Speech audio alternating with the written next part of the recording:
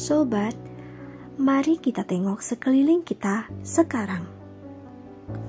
Masyarakat yang meronta, pemerintah yang kacau, serta lingkungan yang rusak. Keadaan umat muslim pun terpuruk. Meski telah merdeka, namun tetap tak bisa merdeka melaksanakan syariat dan tetap terdikte oleh asing. Semua itu berkebalikan saat Islam memimpin peradaban dari Asia, Eropa, sampai Afrika yang dilebur dalam satu kepemimpinan tanpa memandang ras, suku, jenis kelamin, dan bahasa. Bahkan non-muslim pun mendapat keadilan dan perlindungan di bawah kepemimpinan Islam. Islam yang merupakan cahaya yang mampu mengubah penduduk Arab jahiliyah kala itu menjadi penduduk dengan peradaban yang mulia. Dengan melaksanakan syariah Islam di bawah naungan khilafah, umat Islam menebarkan rahmat untuk memberikan banyak sumbangan untuk peradaban dunia. Banyak karya ilmuwan muslim dari berbagai disiplin ilmu seperti matematika, kedokteran, kimia, farmasi, teknik yang menjadi dasar ilmu pengetahuan modern. Khilafah juga kerap memberi bantuan, baik itu materi, persenjataan, dan prajurit ke negara-negara yang sedang dilanda krisis.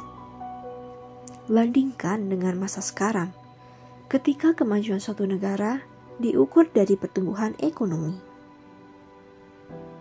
Tak ada artinya kemajuan materi, sementara manusia masih menghambakan diri mereka kepada sesama manusia dan memperturutkan hawa nafsu.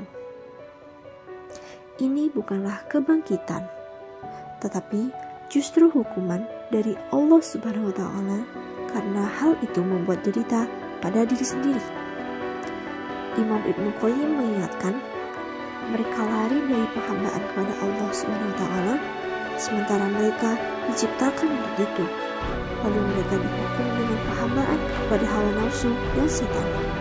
Lebih ironi lagi, umat Allah menolak syariah Islam untuk dijadikan landasan dan aturan kehidupan. Lalu mereka malah ikut-ikutan memberikan stigma pada syariat Islam dengan sebutan radikalisme. Mereka menciptakan Islamofobia agar umat takut pada agamanya sendiri, seolah-olah Islam adalah pangkal persoalan dan kerusakan hari ini.